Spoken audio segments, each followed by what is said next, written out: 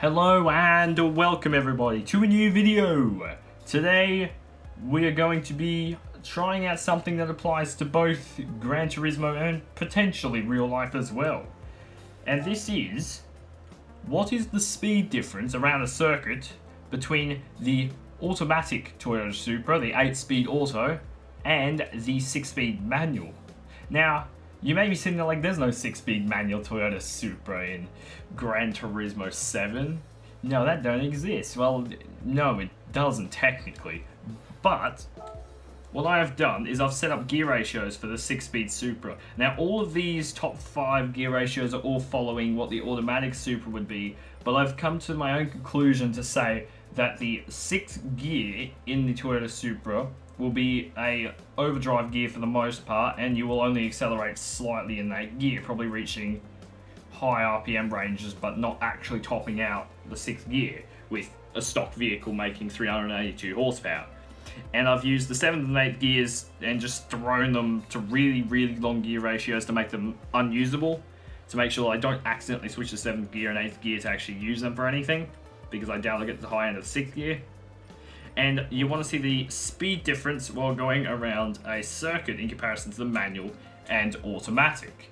Now, how I'm going to do that is I'm going to set 5 laps with each manual and auto. I'll probably start with the automatic, since that's how everybody, knows the Toyota Supra at the moment, since the 6-speed manual is not yet unveiled any of the technical specifications for like the gearbox, like the final drive ratios and general gear ratios for it yet, because that's all in Gazoo Racing's special file of secrets at the moment.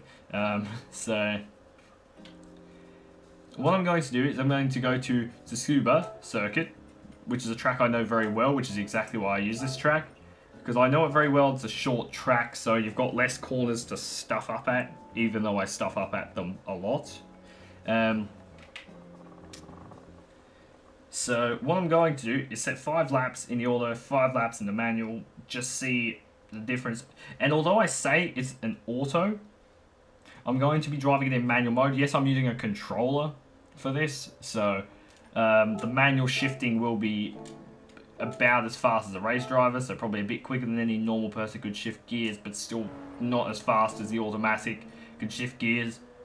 But even so, with all that said, we're also racing on sport soft tyres, which I would assume is representative of probably Michelin Pilot sport tyres, which I think is what the Supra actually comes out on when it comes out of the factory, is Michelin Pilot sports. I can't guarantee that because I haven't done enough research into said topic, but what I'm going to do is I'm going to test both cars on sport soft tyres, both the manual and automatic, just to see the difference in performance between the two, starting off with the automatic, just to see how fast it is. Now, the automatic is an 8-speed, so we got more gears to use, although I don't know how many of those gears we were actually used on a short circuit like this, but I guess we'll see. Wow. This car does tend to oversteer a bit. So even with these particular grippy tyres, it does still tend to oversteer. But of course I don't want to put racing tyres on a road car, because that's dumb. That wouldn't be something that anybody driving this thing on the road would end up doing, or even if they take it to the track in stock configuration, I doubt they'll have slick tyres on it, which is why I'm trying to keep this a bit more realistic-ish, so we can see a pretty direct comparison to what we would expect the 6-speed Toyota Supra to be like, although we don't know any of the gearbox specifications other than it's a 6-speed manual. So I've sort of just said, yeah, it'll be like the automatic with slightly different gearing and stuff like that, but I don't know the gearing, so I haven't changed them to fit anything. But the gearbox is created by Gazoo Racing, so expect it to be good, unlike the rest of this car most of the time. Actually, in all seriousness, this car is pretty good. It just doesn't live up to the Supra name, I think. That's completely my opinion though, because I think the reason why nobody likes this car is not only because it's an automatic and not a manual, but because Toyota didn't build the sports car themselves. It was almost entirely built by BMW, meaning that their great sports car, the successor to the extremely well received Mark IV, and then you get this, the Mark V, which is not really a Toyota anymore. Because the Mark IV was made completely with Toyota parts, and it had a legendary engine. And BMW at the moment is not particularly known for making the best engines. But even so, this car is very good, right, as a car.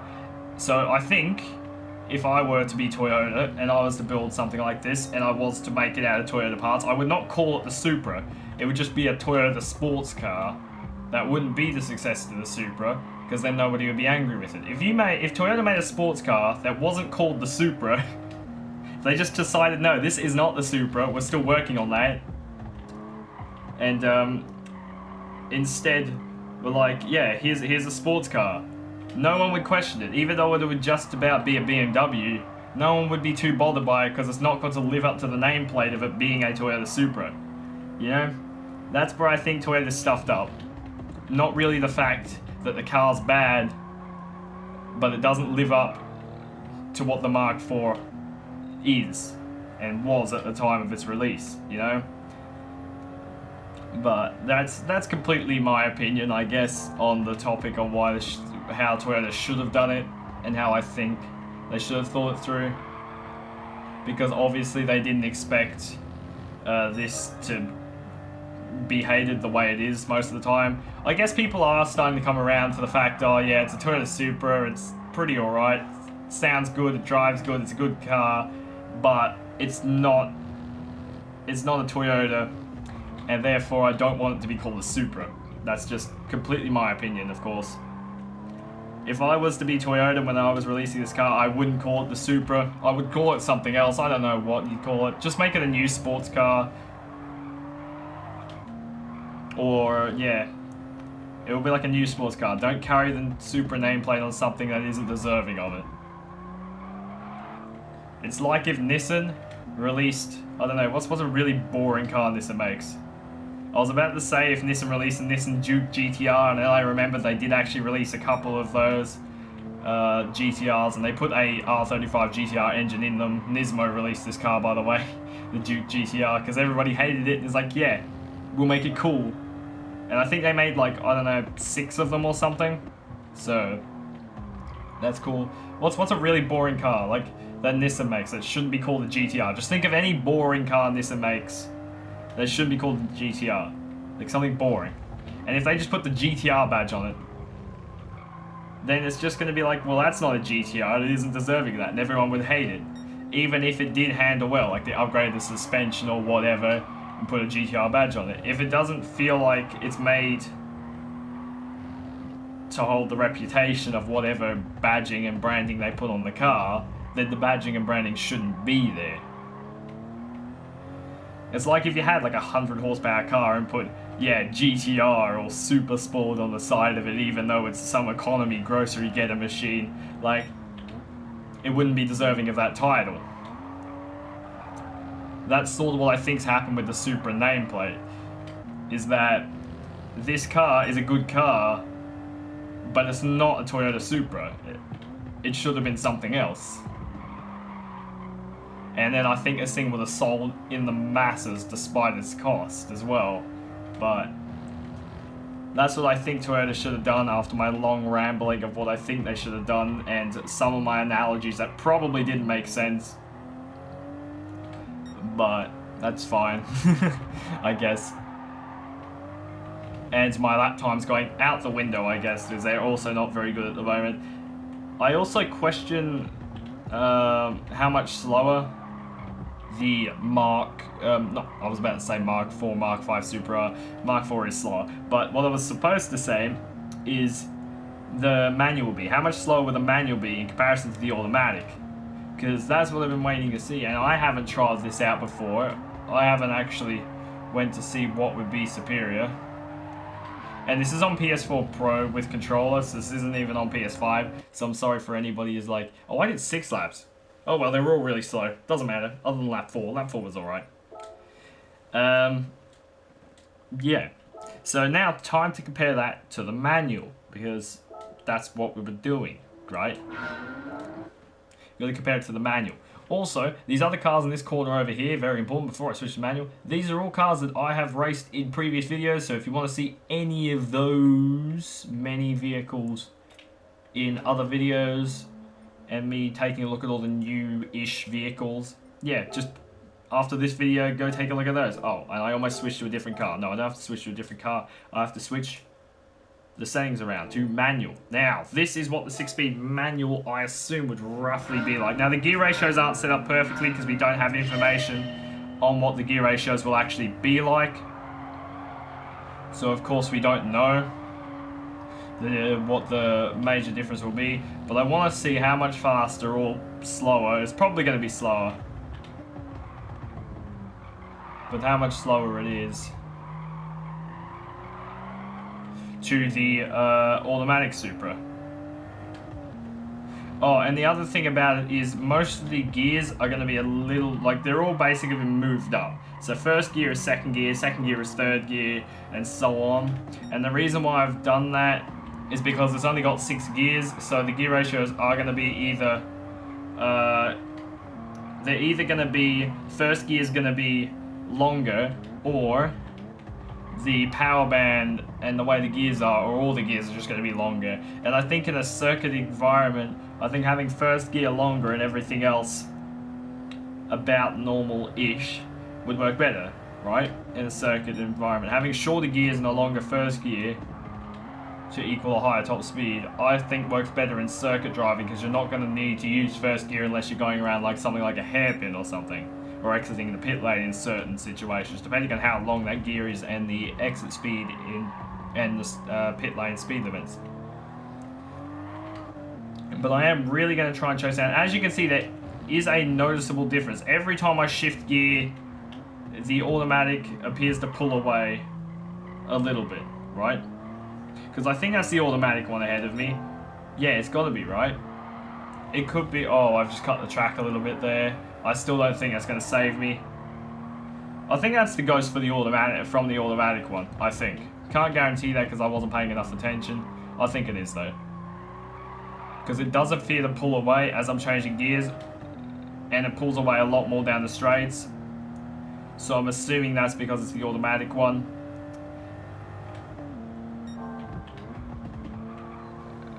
Turn, dang it, turn. It does definitely turn, but it oversteers, and I'm sort of scared of turning it too sharply, in the fear that it doesn't turn.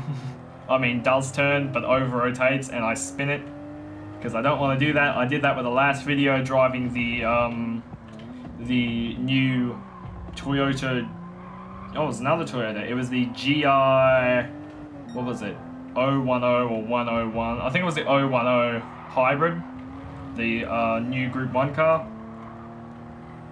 That was the most recent video I made, if I remember correctly. I don't know, I've been making videos just about every day at the moment, so it's sort of becoming a bit of a blur. Yeah, it does appear that that has to be the automatic, because it says I'm ahead of the other laps I've set, which would have been the manual. So that's the automatic, and you can see it does pull away down the straights. So that gives you a pretty good indication of the general speed difference of these cars.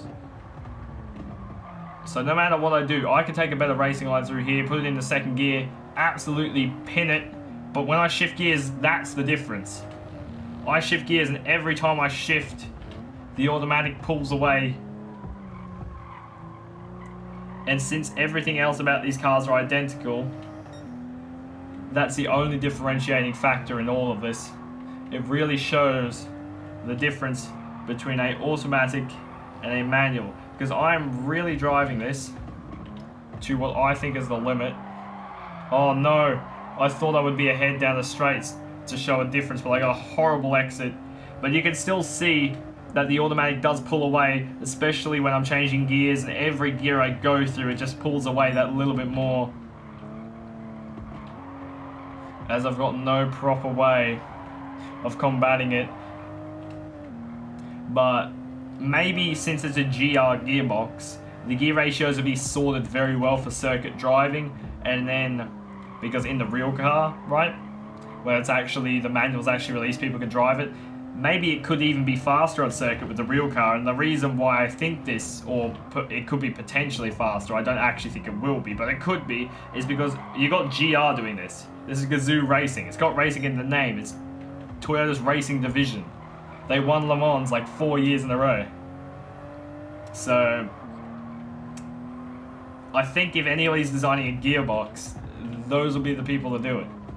They'll probably know exactly what gear ratios would fit the general number of circuits, and I'm assuming they'll use some sort of Toyota's test circuit as a base, but I don't know what Toyota's test circuit actually is or what circuit they use for testing, if they use a Japanese circuit for testing.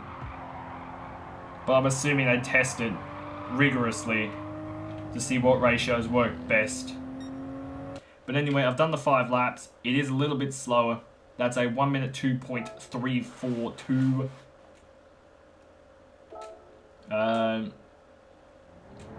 So now when we go over here, it should appear with both of them. Yeah, automatic is a 1 minute 1.707, and then the manual is a 1 minute 2.342, which is about 0.6 of a second slower around the Supra, which is a small track, so 0.6 of a second is a bit. So I guess that'll make the difference.